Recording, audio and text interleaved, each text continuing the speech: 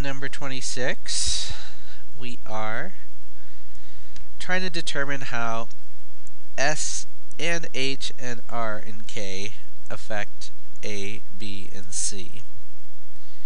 Right, as you recall, before we had x plus h times x plus k, and we were trying to determine how they affected A, B, and C, and what we came to was that h plus k is B and h times k is C.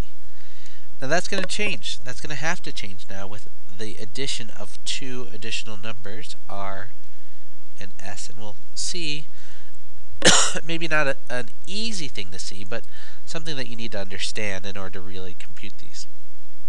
So let's first look at some examples and see if we can draw a pattern. So I'm just going to expand these. So 2x squared minus 14x plus 8x minus 56. And I want to keep track of a bunch of stuff. There's going to be a lot to keep track of, right? But we're going to see if we can look at some patterns. And in fact, the patterns might be hard to see. So this is 2x squared minus 6x minus 56. So I wouldn't get discouraged if you don't see it yet. But yeah, let's keep track of patterns.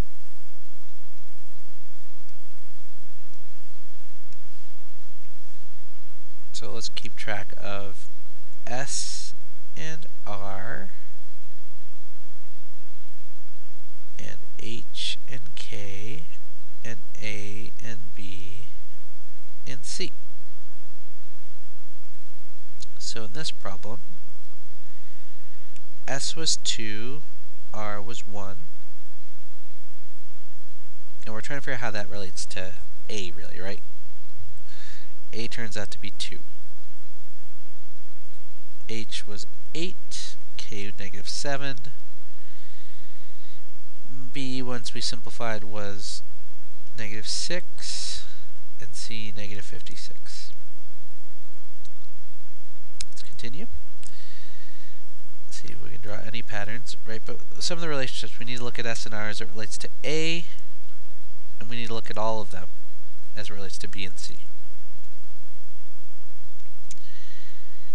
Okay, so distributing 5x squared minus 40x plus 3x minus 24, which simplifies to 5x squared minus 37x minus 24. So filling in our table, 5 and 1. This is 5, this is 3, and negative 8.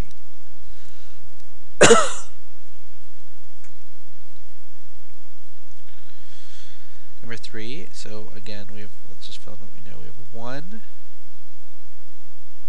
and 3, negative 1, and negative 9. So we have 3x squared minus 9x minus 3x plus 9, which is 3x squared minus 12x plus 9. So I have a 3, and a negative 12, and a positive 9. Okay, so I'm seeing a couple of patterns already. Hopefully you are too. Hopefully you see that S times R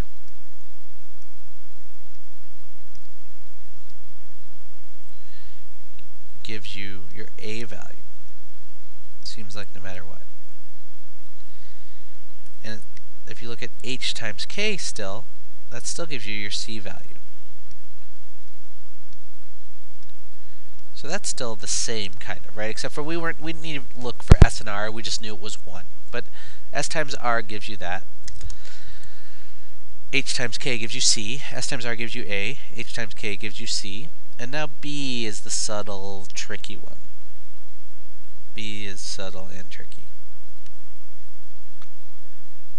Let's work through the last examples, and then we'll see if we can decode this in a more formal way. 4x squared minus 8x minus 13x plus 26, which is 4x 4x squared minus 21x plus 26. Again, filling in the table, 4 and 1, we'd expect this to be 4 for the a value, and it is. We expect this to be negative 26, or positive 26 for the c value, which it is, because we're multiplying negative 13 and negative 2. And the b value is negative 21. And the last one.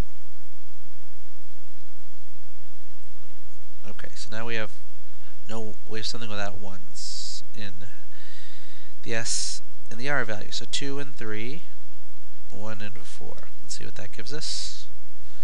2x times 3x is 6x squared plus 8x plus 3x plus 4, which simplifies to 6x squared plus 11x plus 4. S times r again gives me my a value, h times k gives me my c value, and my b is 11. So let me get rid of these highlights and see if I can draw your eye to something else.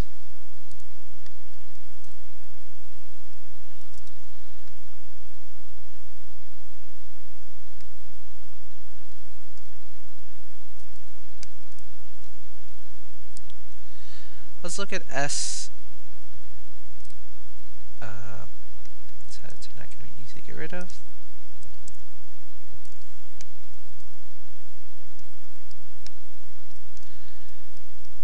That's okay. I'm going to rewrite this because I think it's important for you to see patterns, right? That math isn't just some magical set of rules, but that they make sense, and that they aren't there because someone put them there. They're there just because they are. Because that's the way nature is working.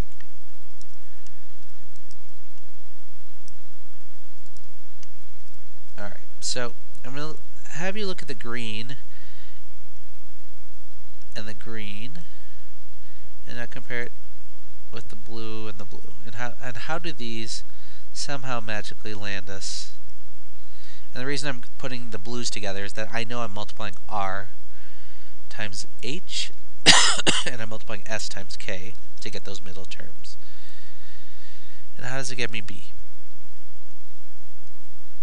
Hopefully you can start to see that s times r, which is negative 14 in the first case, plus r times h, which is 8, gives me my negative 6, which is my b value. Likewise, 5 times negative 8, negative 40, plus 1 times 3 is negative 37. And if you want to see it more formally, I can certainly do that. So let's look at this. So if I were to expand this,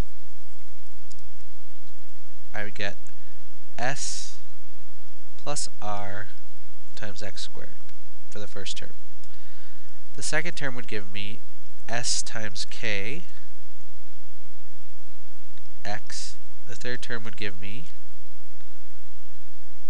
r times h x, and the last term would give me hk. So again, this confirms my hk is c.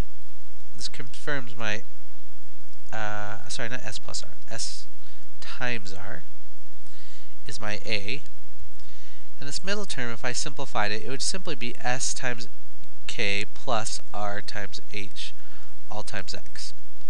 So it's the sum of this, and this is kind of hard, it's easy to talk about theoretically, but it's hard to see when you're looking at a problem. Like, oh, on this first problem, it's 2 times that negative 7, that's negative 14, plus my 8 times my x, that's negative 6. Of course, it's negative 6.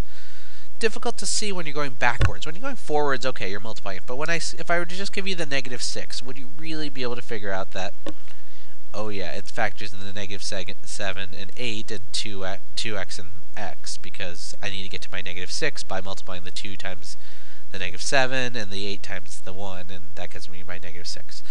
I don't think so. I don't think you're going to see it.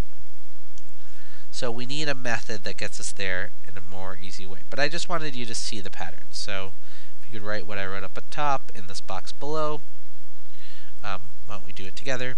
S times r is a, h times k is c, and s times k plus h times r gives me my b value. And we're going to look at a method of figuring it out by, again, giving the answer, the solution, and trying to find the factoring. We're going to look at that on the next video.